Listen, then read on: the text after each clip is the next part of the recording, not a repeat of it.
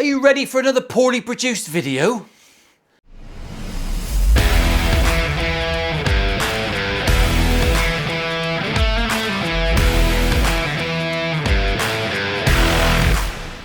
Battery exhausted, she says. I'm fucking exhausted. Right, welcome back everyone. My name's Paul. I shouldn't be laughing at my own jokes. It's not even funny. There's some signs. I do some swearing. If it's not your cup of tea, then I suggest you move over to coffee because it's a much more grown-up drink. Tea can stick it in the stink. That is setting the tone for how this video's going. This is Pete's Telecaster. This one here, Dave, that one. From the East Coast to Beastcoast series that no one got to the end of the episode because it was too painful to watch. Well, I've got to the end. I've watched it a couple of times and I'm doing them up so that those boys can sell them for charity. By the time you've already seen these videos, they've already been sold for charity, so there's no links or anything, and because you can't involve me. But they got sold off for the Teenage Cancer Trust. Lee's idea. I said, can I do them up for you? Because I'll get some videos out of it for a start, and I can do me bit because we love the charity around here. Fun fact, I did actually ask Pete if he wanted to come and film this with me, but he's actually the guest judge at this year's Seal Clubbing fucking championships. Who can blame him? That looks like a hoot. Now, there will be some Danish references today. Nothing silly though. Yeah, I've already gone and bought a Viking helmet. Of course I have. Pete put this on. If you don't know the premise to these videos, it's all a bit of silliness. It's a £99 East Coast guitar. They turned them into Beastcoast guitars and they put about 700 quid worth of upgrades on. This thing has got Graphtec ratioed tuners, so they're angled and they've got, yeah, staggered shit. It's got Monty's pickups in it and wiring loom, so it'll be lovely, I'm sure. It's very light Tele, and it's got a Babbage bridge, which is really why I wanted to get my hands on this. I think these might be Danish Pete's pickups. I'm not sure. I'll give them a whirl. The demo will again be performed by Mr. Cordy, so you haven't got to listen to me do pentatonic waffle. You can listen to that cunt do a bit of jazz. Now, it's got a Babbage bridge, which I know nothing about. It looks very interesting. It's bloody expensive. They've cut a little bit away there, just to say that it's different, really. It's a Tele bridge, innit? But let's have a little look. Just a bit of backstory for you, right? When I meet guitarists who are good, there you go, Pete, there's an accolade for you. He's all right, it's not bad. I always want to pick their brains about their setup, how they like a guitar, how they want it to feel. Are there numbers? Do they even know the numbers? Is it all about hocus pocus? And I'll get different answers from all of them because one thing I've learned early on is that most musicians are off their fucking pickle. They don't think the same way I do. Guitars are a number game for me. Pete said that he doesn't care about guitars. He picks up having the same setup every time. He likes to wrestle with his guitar. That's his words, I'm quoting. And because every time a guitar feels differently and maybe has a few pitfalls, it brings a different sort of playing out of it for him. Again, complete opposite to me. I'm shit, so I want it to feel the same every time, so I've got half a chance of making it sound good. But that's the difference between a builder and a player and a builder and all that. I'm waffling, talking bollocks. First thing we're going to look at is the neck straight? How much relief is in it? We look a queef of relief. If you're new around here, there's some terms, there's some sayings. I talk some bollocks. It's the internet. Don't expect anything other than that. So I've got way too much relief. I have to use one of my oldest employees, Alan. And we're going to just adjust this neck quickly. Little tip for you, take it out the string trees. They're not needed for a little while. I'm going to be putting roller string trees on this guitar because I'm a fucking gent. And we can't be sending it out with bent saddle string trees. Some people will say it makes no difference. Others will say it makes all the difference. Someone online is full of shit. Pete restrung this after fitting and wrestling with the Babbage bridge. Some things that I spotted when I first got it on the bench. It had a 2.2mm action on the low E and a 1.7 on the high E. So it was a higher action than I would normally set a guitar up. Still felt fine, to be honest. Smaller frets on this, so a higher action, oddly, feels a bit more normal. You had less interaction with the fretboard. The radius of this Babbage bridge does not match the radius of the fretboard, so that's one thing that we need to rectify, and it's it's the sort of thing a guitar tech would pick up on and a guitar player might not. But even the old grey guitarist, his strings were fucking flat on a 9.5-inch radius fretboard. It seems to me that phenomenal players can just make a guitar sound great, even if it's set up shit. And that probably explains why people like Epiphones. Shots fired! Shots fired! So I've set this up and I've straightened the neck and we have got a queef of relief. These East Coast don't seem to suffer with that bending away at the 2nd and 1st fret, which other shit guitars do. I was going to say other shit Asian guitars, but all guitars come from Asia these days, don't they? Now, what's that done to me action? I'm looking around for me too. So I've still got a 2.2mm action on the top. 1.36 on the high. So yeah, our action's all over the fucking shop. We can adjust that with the bridge. I just want to have a little look at the nut. So the nut's cut a little bit high. It's got the safety cut on it. The safety setup, it's about 0.7. So we're going to knock the nut down. Ooh, that's interesting, isn't it? And I'll have a little look at the frets. I'll give them a rock. No doubt I'm going to have to work on the frets today because I want to send this on to whoever buys it, whoever wins it in the raffle. I want them to have an absolute worldie. So we'll use the Sexy Crimson rocker. It's got my logo on it. Thank you. Chuffed to bits with that. Simple things.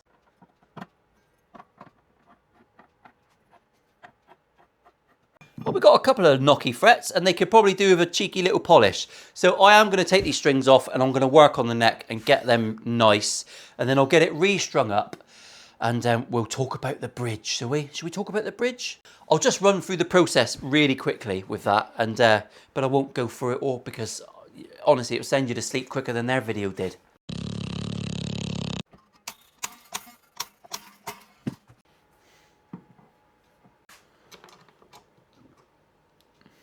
Right, took the strings off, straighten the neck again, because you're going to have a back bow, blah, blah, blah, blah.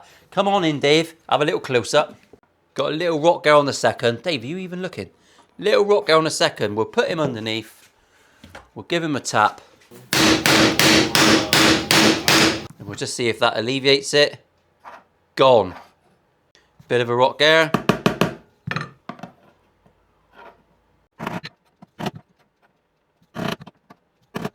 One eternity later. Lovely. That's it, right? That's simple, isn't it? And then I'm going to use the Fertilizer system. There's a link below to that. It's brilliant. Polishing.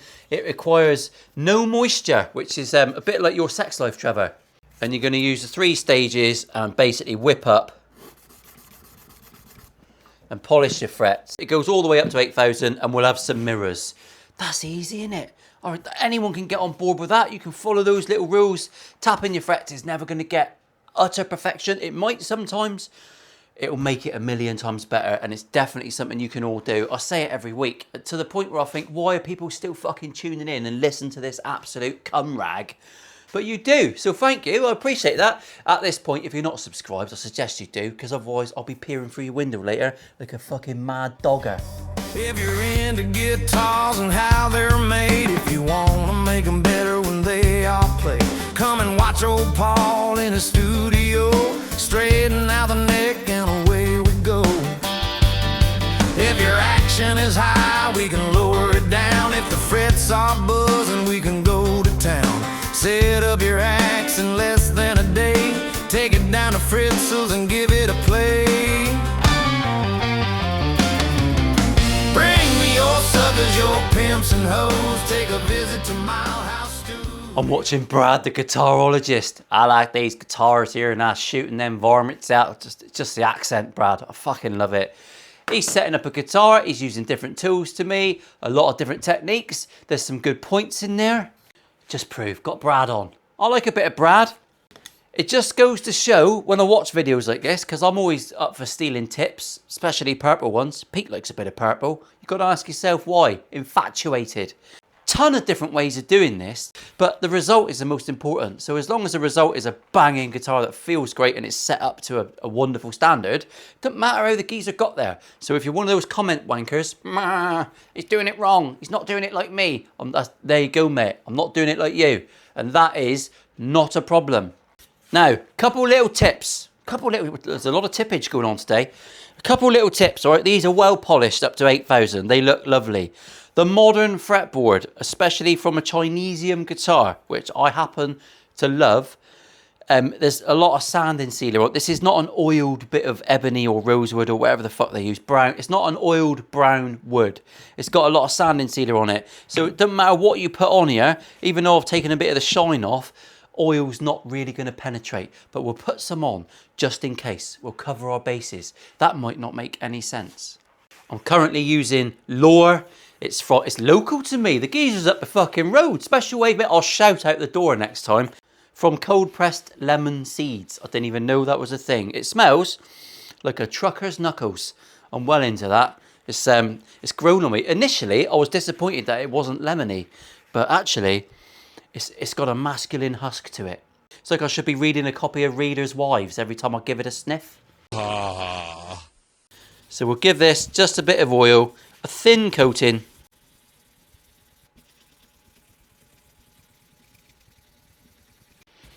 I'm really pressing it on there. I've got a feeling I'm oiling Lego, but just in case, I'll have to whip over these again with the 8000 just to get the shine back, because the Lure tends to dull my glint. Next thing we're doing here, look, is getting rid of the bent saddle string trees. Now these have got a point of contention. Are they a point of friction? Are they an unnecessary? Well, they are undoubtedly an unnecessary point of friction.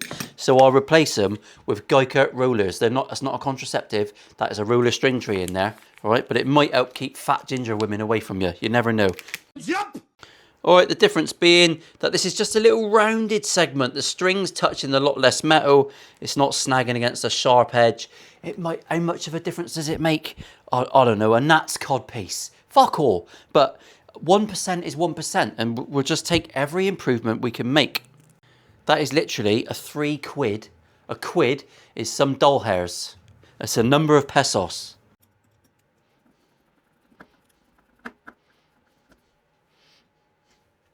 Now, in theory, I know what you're all thinking. Oh, you've got staggered ratio tuners. Yes, we have. We've already got holes in the headstock.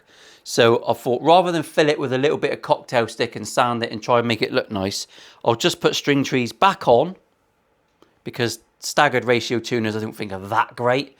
And we'll put these on, and it's just better than not, really. There, it just looks nicer. Just looks nicer, doesn't it? It's on there. What do you want, man? What do you want from me? I like this. This is nice, technical. I've got opinions on guitar brands. I've got no affiliate link with Andertons. There's no. If you go and buy anything, it's on you. I don't get anything for that.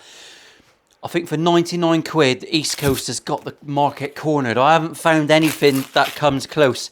As soon as you get a little bit higher up the chain, 170, 180 quid, there's some other guitars that I would definitely get in the mix. Like the Jet stuff and all that sort of E-Art. They do some amazing guitars. East Coast Teles do seem to be like the most Tele, if you know what I mean. They spend a little bit extra on these guitars to make sure they're a bit nicer coming out the factory. And you can tell, for 99 quid, that is a market leader. Absolutely. Love it. So I'm going to get some strings on. I'll see you in a minute. And we'll talk about setting up the Babbage bridge. I can't remember how you say it. How do you say it, Pete? What is it called? Oh, Babbage. Babbage. Babbage Patch Kids. Babbage Patch Kids with the little schmuck in a pancake. Sounds better in his mother tongue, doesn't it? So we're back on the range here. I'm speaking like Brad now for the rest of the video. Back on the range now, shooting some aardvarks. I'm going to show you. This Babbage bridge is lovely, but it's a very over-engineered piece of kit. Let me just get the special glasses on. Now, when I do that, you can see the strings are all moving up and down together, apart from G and B. They're not. So those two strings need to come up. Now the Babbage, it's got these two grub screws on each saddle, and they're both in different places. I haven't quite figured that out yet. So that's pretty much there. It's just the G. Try and get it on the camera. Can't figure out why these screws are at different heights. Whether one adjusts and one locks. I think that might be it, actually. I think this one adjusts it and this one locks it in place. I've got fucking so many pairs of glasses, don't I? It's like, I'm going to start talking about my tablets next. Our intonation is miles out, so hopefully you can see the D'Addario tuner. I know people use strobe tuners and all that. Oh, it's not the best tuner. It's close enough. E, and we're a bit flat. So this saddle needs to go that way. If it's flat, it needs to go forward. 2 F's, Trevor, you fat fuck. Now, so we've got a little grub screw here, which I need a fatter end. Story of my life. So we're going to loosen that one off, and then hopefully, with that teeny tiny screw,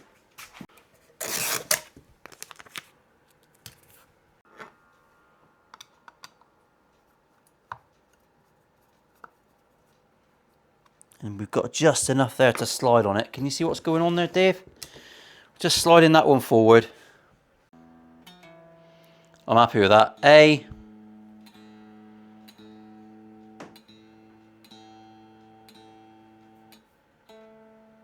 A's bang on. So I can lock that one back down. Now, intonation is one of those things that really you could do with doing yourself, because especially with a modern sausage fret, if you're a light-handed little queef player, you don't push the strings down hard, you'll have different intonation to someone who's got heavy-handed fucking trucker knuckles, all right, who's basically trying to press his way through the fretboard at every time, because you'll bend the string more, all right? You'll make it shorter and it will intonate differently. So you can adjust that screw and put it in the forward. It's a bit like a Floyd Rose.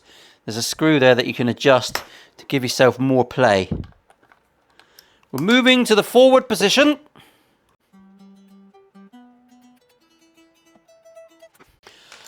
Whew, yeah, so that's cool. Let's move the screws forward a little bit and change the position to get an extra slide. And but there's plenty of adjustment there.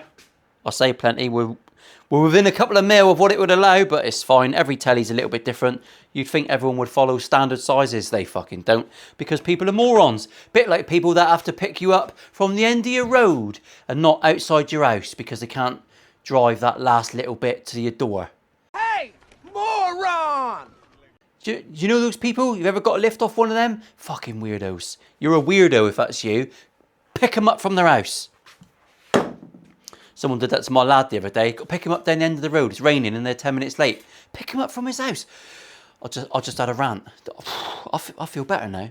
Anyway, that is set up. I'm just going to lubricate my nut with Didario's nut spunk, which is literally, mine's that colour. I don't know what colour yours is.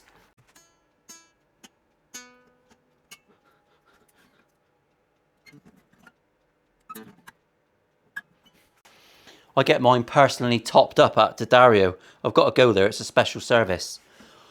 Only joking. Does smell like pancake mix though. Now, that's all set up. I'm happy with that. I'm going to take it downstairs and demo it. But you don't have to listen to my shite this week. You can listen to John. Have fun.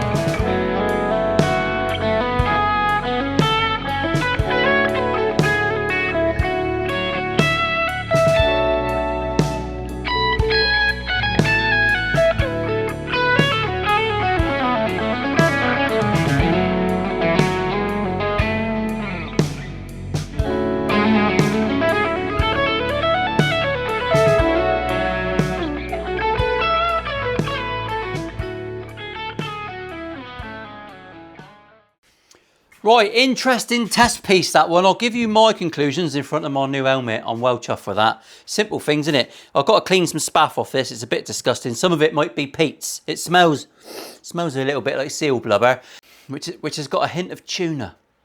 This is a test case for me. I've set the action a little bit higher than I normally would. I'm not going to tell anyone. I can take them off now. I'm not going to tell anyone about that. It's like 1.9, 1.7. Every time I've touched anything that Pete's played, the action has been a bit higher than what I would like. For me, level recrown and polish is the only technique I always swear by. Tapping first, all right, all the techs that have commented over the many years, tap your frets, you can get close to perfection, you don't have to be sanding away.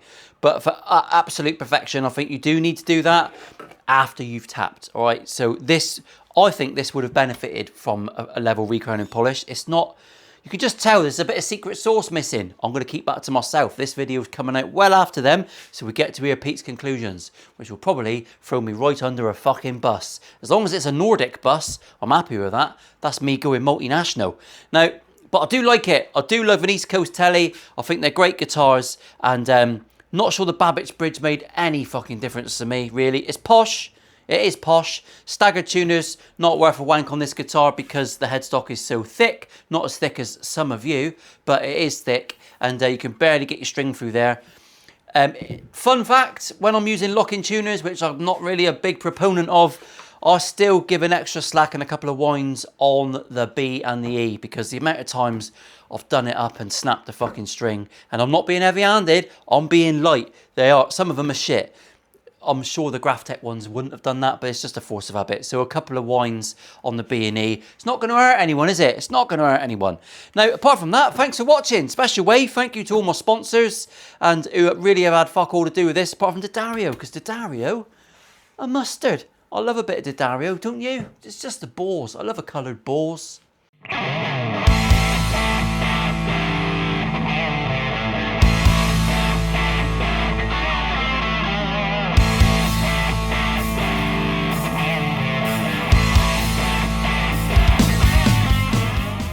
Would you like a schmuck and a pancake?